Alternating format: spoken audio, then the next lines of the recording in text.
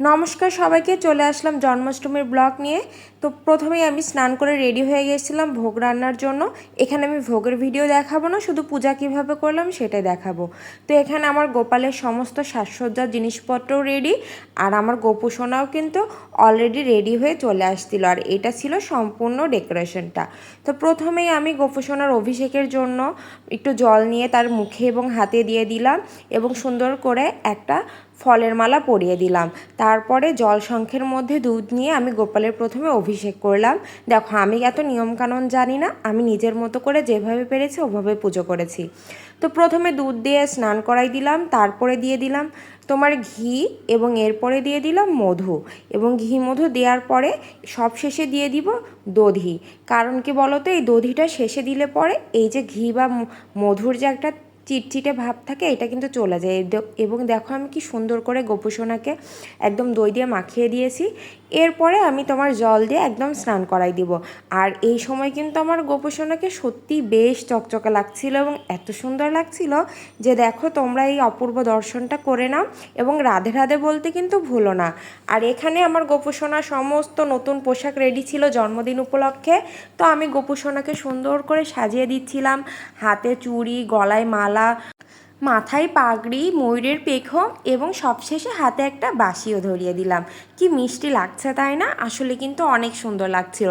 এবং সবশেষে একটা গোলাপ ফুলও দিয়ে দিলাম গোপু সোনার কাছে। এবং আমি নিজে একটা আয়না বানিয়েছিলাম, সেই আয়নাতে গোপু সোনা নিজের মুখটা দর্শন করে নিল। আর এই ছিল আমার জন্মদিন উপলক্ষে ছোট্ট একটু আয়োজন। তো চলো বন্ধুরা, তোমাদেরকে আমি অবশ্যই দেখাবো যে আমি গোপালের ভোগে কি কি নিবেদন করেছিলাম। তো প্রথমেই ছিল আমার ভোগের খিচুড়ি। অনেকেই জন্মাষ্টমীতে খিচুড়ি দেয় না, কিন্তু আমি দিয়েছিলাম আলু ভাজা, করলা ভাজা, মিষ্টি কুমড়ার বড়া, পুঁই শাকের বড়া, কচুর বড়া, কাঁচকলা ভাজা, বেগুনি, পাঁপড় ভাজা, পটল ভাজা, শাক ভাজা। এখানে ছিল সাবুর পায়েস, 5 রকমের ফল। এছাড়াও পাশে ছিল তোমার আরও বিভিন্ন রকম ফল, বিভিন্ন রকমের মিষ্টি ছিল এবং আমার গোপু সোনার সবথেকে পছন্দের লাড্ডুও কিন্তু ছিল। এখানে 2 রকমের আঙুর ছিল, গাজরের হালুয়া ছিল, ছানার সন্দেশ ছিল, দুধ ছিল, মিষ্টি ছিল, দই ছিল, 5 রকমের সবজি ছিল, পায়েস ছিল, তালের বড়া, আর শেষে ছিল তোমার লুচি। এই ছিল আমার ছোট্ট একটু আয়োজন গোপু সোনার জন্মদিন উপলক্ষে। আর এখানে যেহেতু আমি নিজেই পুরোহিতের কাজ করেছি, তো প্রথমেই ধূপ দিয়ে আরতি করে নিলাম, এরপরে প্রদীপ দিয়ে, তারপরে জলশঙ্খ দিয়ে আরতি করে নিলাম। দেখো, এত নিয়ম তো জানি না, যেইটুকুন জানি তার মধ্যেই করেছি।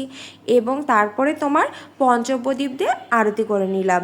পঞ্চপ্রদীপ দিয়ে আরতি করার পরে এই পঞ্চপ্রদীপের যে আগুনের আঁচ, এটা কিন্তু সবার গায়ে দিয়ে দিলাম। আর এখানে চামর দিয়ে আরতি করছিলাম, আর আমার শাশুড়ি বসে হরে কৃষ্ণ কীর্তন করছিল। এবং সবশেষে আমার গোপু সোনাকে একটু পাখা দিয়ে হাওয়া করে নিলাম। অবশেষে আমি নিজে হাতে গোপু সোনাকে দুধ খাইয়ে দিলাম। এই ছিল ছোট্ট ব্লগ।